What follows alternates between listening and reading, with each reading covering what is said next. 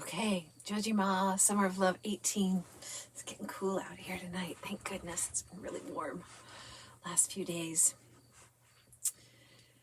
So I came home with a bone spur, and doctor says we're going to do just this little surgery. And my plan was to go back out on the road after I got home. Like I came home having gone through the resistance to stillness, and then the deep dark night of the soul. Oh, I spent 2 weeks just crying. There was such a deep well of grief and unmet tears. There's a wonderful book, Janine Roth, Feeding the Hungry Heart. She said every pound is an unshed tear. I think that's why I had 100 pounds. I had so many tears, and I think I felt like if I ever opened up that floodgate, it would never close. And I've heard other people say that too, like, no, you just keep head down, keep plowing forward, because if you slow down even a moment and allow that tidal wave of grief to come forward, you're done. There's no more productive, compliant willingness to go along, to get along left in you at the end of that. So just accept that invitation, right? Are you ready, willing, and able? Whew. So the dark night of the soul stuff, really profound, deep connection with parts of myself, the wounded parts of myself that I had not met ever.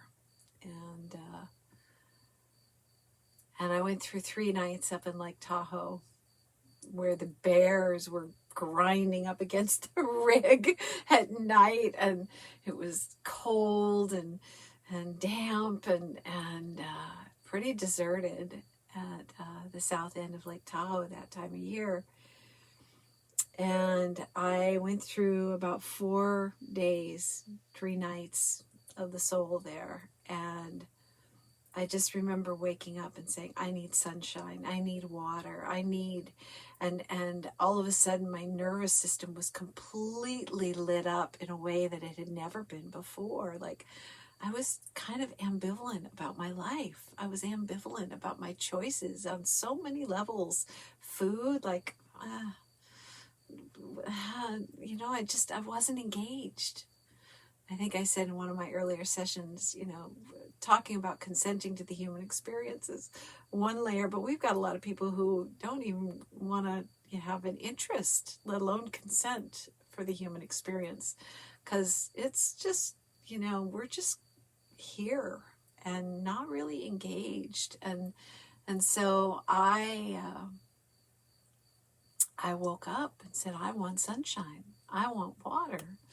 And I found a campsite about 2 hours away and drove there and had the most incredible light-filled reconnection with myself in that space. And I felt like, okay, I have gone through the deconstruction, the primordial goo, and now there's a bit of an emergence happening, and I was ready to go home and rejigger the rig and get myself back out on the road, but I had this bone spur.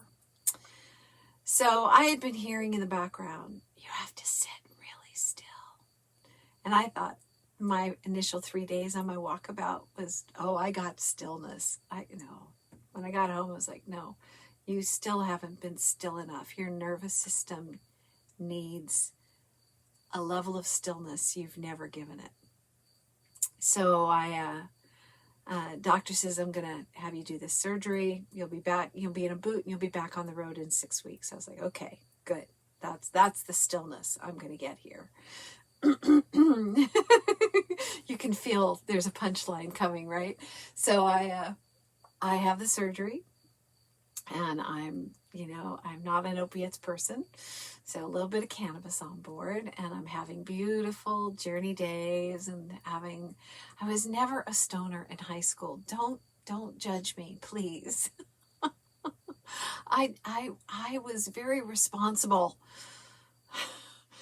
So at 58. I could do this. I could just, rest. And so I had a couple weeks of recuperation from this surgery, wearing a boot.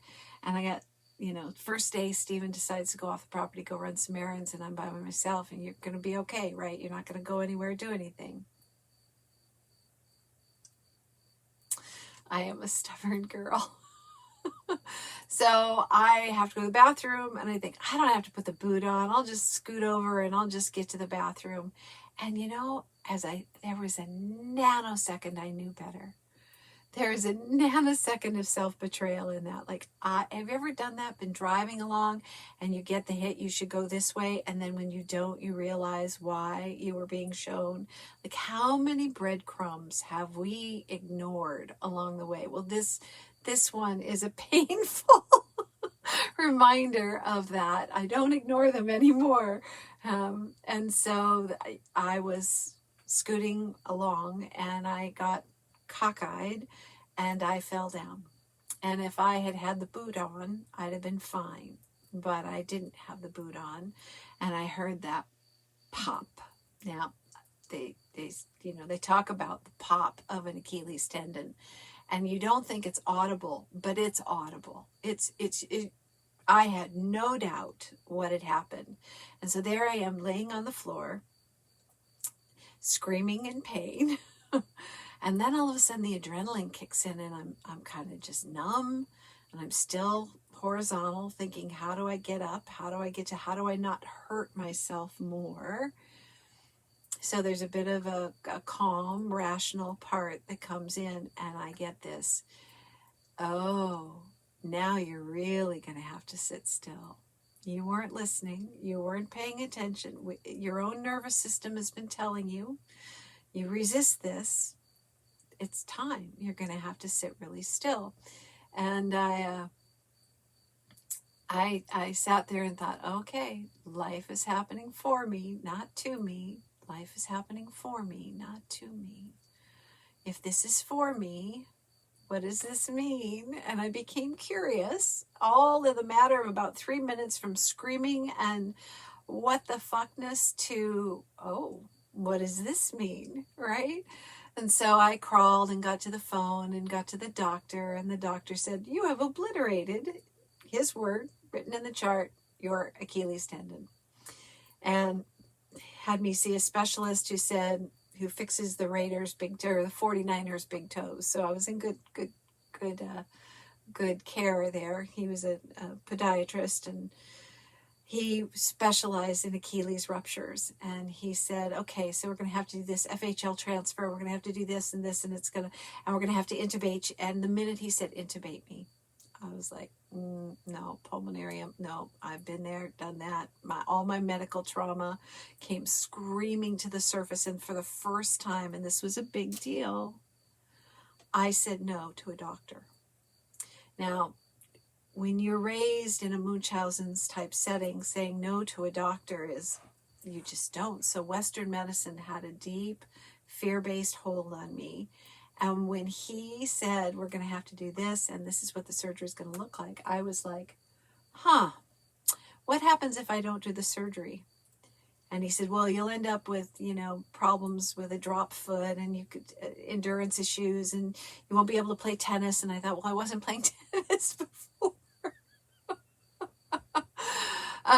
Keep talking. So what else? And if I do this a year from now, is that okay? And he says, yeah, you could do it a year from now.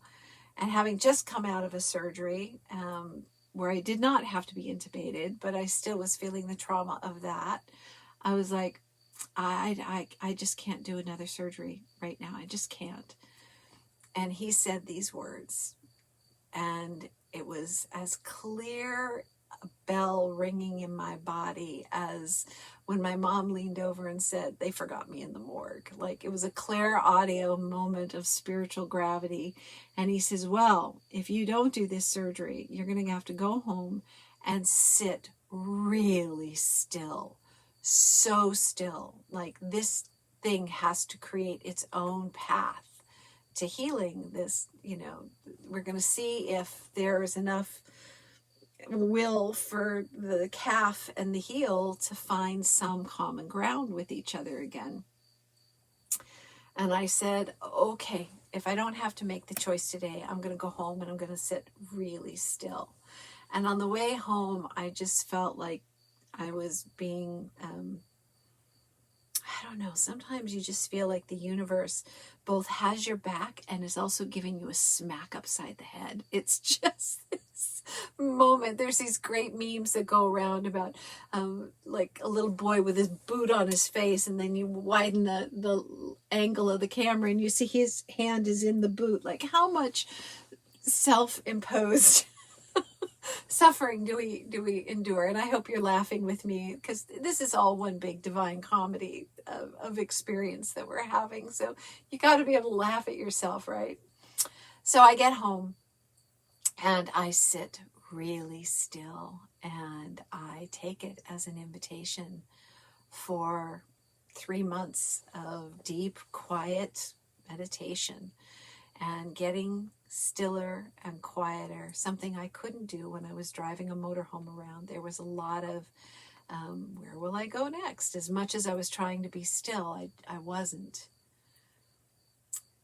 And I wonder sometimes, and this is tender ground I'm speaking of now, when we get a very challenging diagnosis,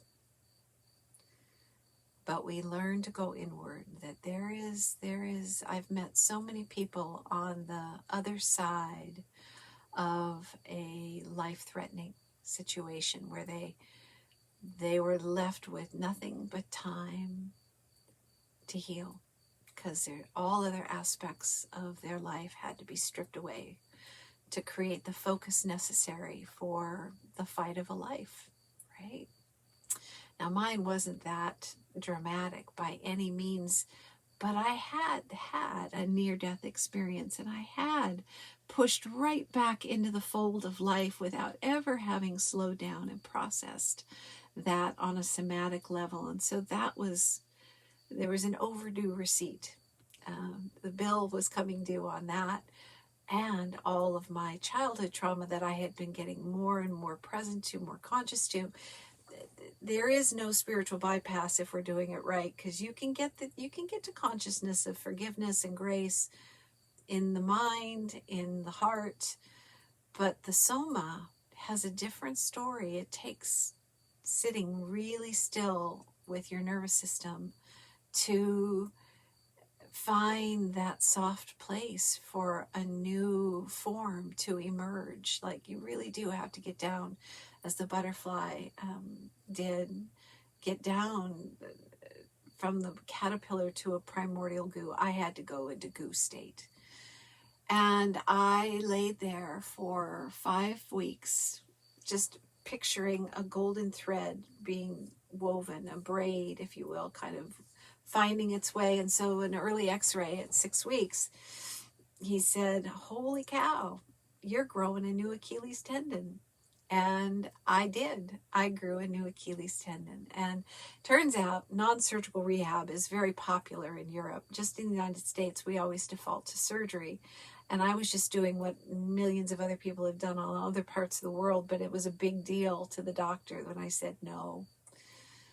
It was a big deal to me when I said no. I was cutting the cord between my mother and the Munchausens by proxy aspect of my story. And so I can look at this Achilles rupture on a mythological level, and it offers a real blueprint for what it means to live into the mythology. I sat so still, and I kept getting more downloads about the healing conversation, and the download about the Be Love app came at that time, that we should be breathing together. And so this is March, April of 19.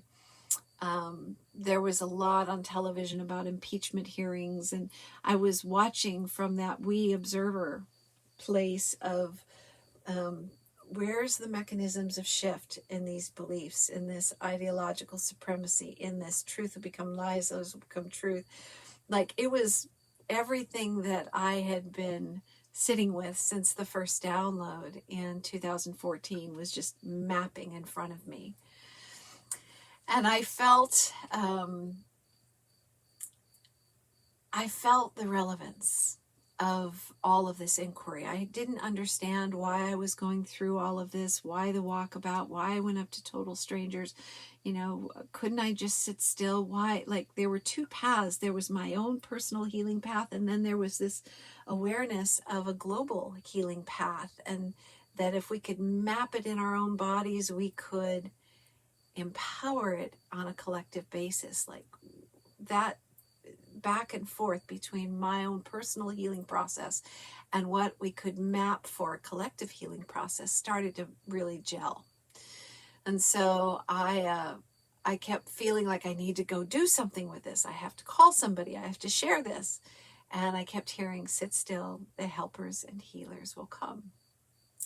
So mythology, right? The magic starts to have its way. I sit still for 3 months, and I'll stop here so these recordings don't go too long, but the rest of this story around what happens when you actually listen, sit still, and trust that the helpers and healers will come, I'll share that in the next session.